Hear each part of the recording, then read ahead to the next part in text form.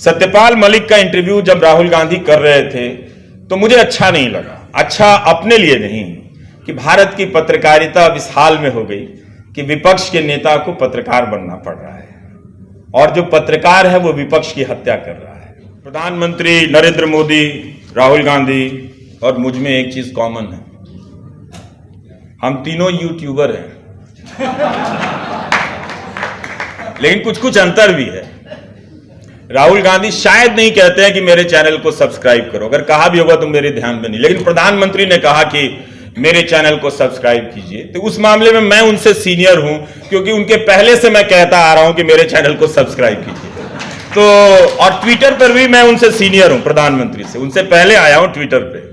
तो खैर, अब उनके समर्थक मेरा मजाक उड़ाते थे कि ये ट्विटर पे मांग रहा है और सब्सक्राइबर ढूंढ रहा है, इसको नौकरी से नहीं। देखिए, पत्रकार खुश है पत्रकार की नौकरी जाने से, तो हम यहां तक आ गए हैं। लेकिन वो जब उन्होंने सब्सक्राइबर मांगना शुरू कर दिया तो मैंने कहा चलो एक मामले में तो मेरी जीत हुई, कम से कम मुझे फॉलो कर रहे हैं और ठीक से अच्छे के लिए फॉलो कर रहे हैं। तो यह है कि आपको समझना चाहिए कि प्रधानमंत्री को क्यों यूट्यूब पर आना पड़ा, राहुल गांधी और मुझे क्यों यूट्यूब पर आना पड़ा। दोनों के कारण अलग हैं।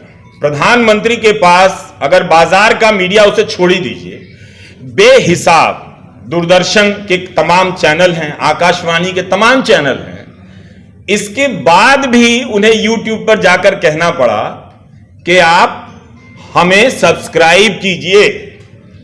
इसलिए नहीं कि टेलीविजन के बताया जाता है कि दर्शक कम हो गए हैं, ये कुछ कारण रहे होंगे, या फिर इन एंकरों की साख खत्म हो गई है तो अब ज्यादा उससे वसूली नहीं हो रही है। पर मुझे लगता है कि यह बहुत ज्यादा मजबूत कारण नहीं है।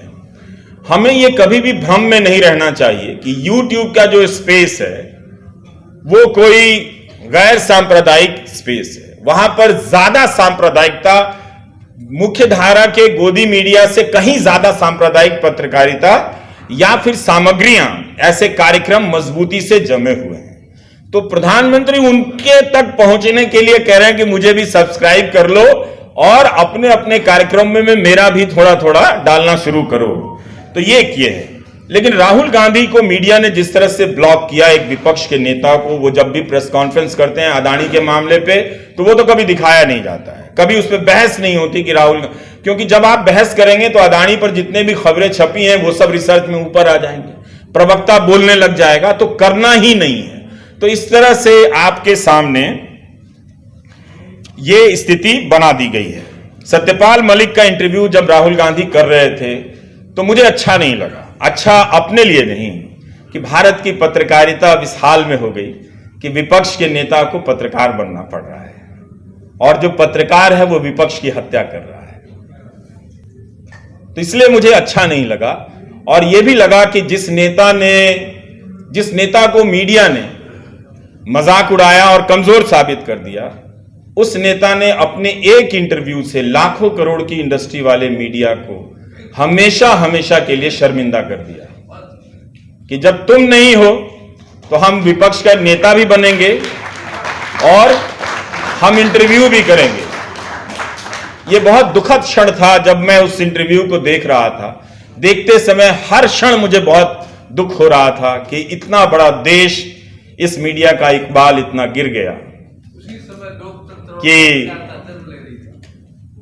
नहीं, अभी हम भ्रम में नहीं रहते हैं। इस 10 वर्षों में भारत के लोकतंत्र पर कितना हमला हुआ। नागरिकों से जब लोग मुझसे पूछते मुझे क्या करना चाहिए, मैं बताता हूं उपाय। ऐसा उपाय बताऊंगा कि कपड़े भी गंदे नहीं होंगे। तुम इस गोदी मीडिया के अखबार और न्यूज चैनल को 250 रुपया देना बंद कर दो। इतना काम नहीं होता है। जिन अखबारों में सांप्रदायिक खबरें छपती हैं, जिनके खिलाफ छपती है, वो भी लेके पढ़ रहे होते हैं उसे, क्योंकि उनमें उनका भी फोटो छप जाता है कभी कभी। तो जब आप इस मीडिया से नहीं लड़ सकते, तो जब आप कोई भी लड़ाई आज के दौर में इस गोदी मीडिया के बनाए हुए मूल्य जाल से लड़े बगैर, वो लोकतांत्रिक और संवैधानिक लड़ाई हो ही नहीं सकती। इसका मतलब है कि आप समय बर्बाद कर रहे हैं। आम आदमी की अब हालत यह हो गई है कि हर दिन मुझे 50 मैसेज आते हैं कि आप नहीं करेंगे तो कौन करेगा।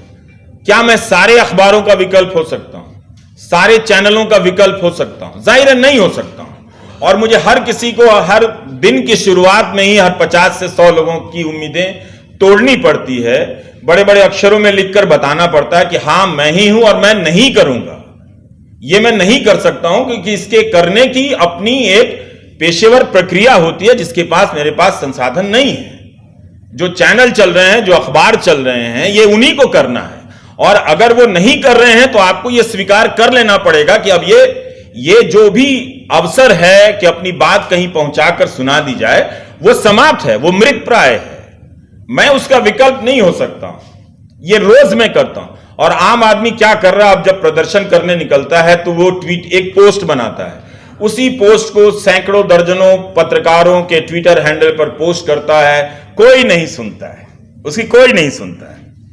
तो पहले होता था कि मीडिया आदमी के पास चलकर जाता था, अब आदमी मीडिया के पास चलकर जा रहा है, तब भी कोई नहीं सुन रहा है उसकी। 2019 में ऑस्ट्रेलिया की केंद्रीय जांच एजेंसी ने एबीसी न्यूज चैनल पर छापा मारा और एक पत्रकार के घर भी छापे पड़े थे। तो क्या हुआ था कि इसके विरोध में वहां के जितने भी क्षेत्रीय अखबार थे, कम प्रसारण वाले, और राष्ट्रीय अखबार थे, अधिकतम प्रसारण वाले, इन सब ने अपने पहले पन्ने पे कुछ काट-पीट लगा दिया काले रंग से, जो लिख के उस पे काली स्याही लगा दी कि जिससे आप पढ़े नहीं। विरोध में सारे अखबारों ने किया था और टीवी चैनलों पर विज्ञापन चला था कि जब सरकार आपसे सच छुपाना चाहती है तो वो क्या है जो छुपाना चाहती है। इस तरह से चला था उस देश में। हम मदर ऑफ डेमोक्रेसी हैं, क्या हमारे यहां चल सकता है? नहीं चल सकता है। तो ये, और इन पत्रकारों ने रिपोर्ट क्या की थी? रिपोर्ट ये थी कि अफगानिस्तान में ऑस्ट्रेलिया की सेना ने किस तरह से युद्ध के नियमों को तोड़ा है और युद्ध का अपराध किया है। क्या आप आज के भारत में इस तरह की स्टोरी की कल्पना कर सकते हैं? नहीं कर सकते। और इससे वहां के जो प्रधानमंत्री थे उस वक्त, नाम भूल रहा हूं, लिख कर लाया था कहीं, स्कॉट मॉरिसन, बड़ी दिक्कत हो गई उनकी। तो एक राइट टू नो कोएलिशन बना था, राइट टू नो कोएलिशन। हमारे यहां right to know, RTI, right to information कानून है, उसकी दुर्दशा आप जाकर देख लीजिए कि क्या हो गई। उस कानून का भी इस्तेमाल सूचना हासिल करने के लिए ये लाखों करोड़ के विज्ञापन वाले मीडिया में आपको एक दो पत्रकार ही मिलेंगे, वो भी अखबार में मिलेंगे। तो जो आरटीआई का कानून लाया गया, जिसका सबसे ज्यादा इस्तेमाल पत्रकारों को करना था, उन्होंने ही सबसे कम किया। 2014 के पहले कुछ हुआ होगा, 2014 के बाद तो अब करते भी नहीं है, और कोई करके लाता है तो भी 5 मिनट है, काफी है, हो जाएगा, खत्म। तो इस तरह से 2018 में अमेरिका में भी बॉस्टन ग्लोब के नेतृत्व में करीब 300 अखबारों ने संपादकीय लिखा था, प्रेस फ्रीडम के लिए लेके लिखा था।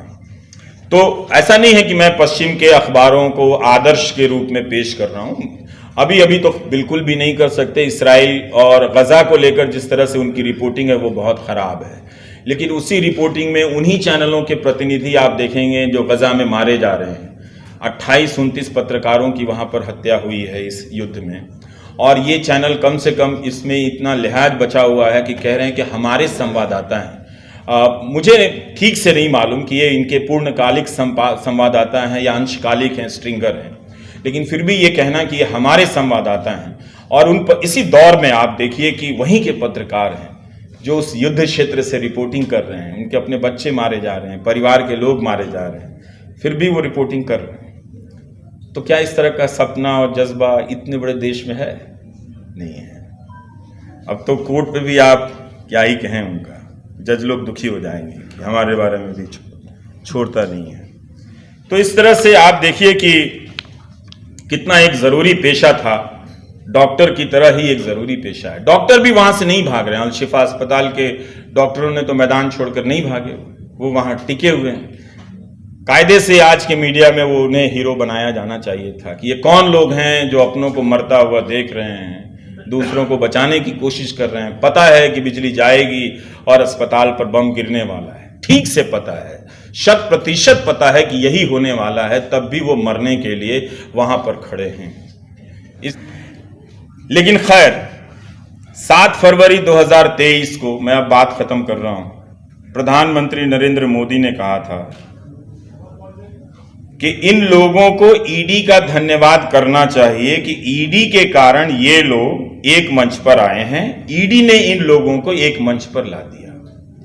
जो आरोप विपक्ष लगा रहा था कि आप ईडी का राजनीतिक इस्तेमाल कर रहे हैं, उस आरोप की स्वीकृति वो संसद में कर रहे थे कि ईडी के कारण इनकी एकजुटता हुई है, ईडी ने इनको ला दिया है। जो काम देश के मतदाता नहीं कर पाए, देखिए अब वो मतदाता को भी कोस रहे हैं, जो काम देश के मतदाता नहीं कर पाए वो ईडी के लोग कर रहे हैं।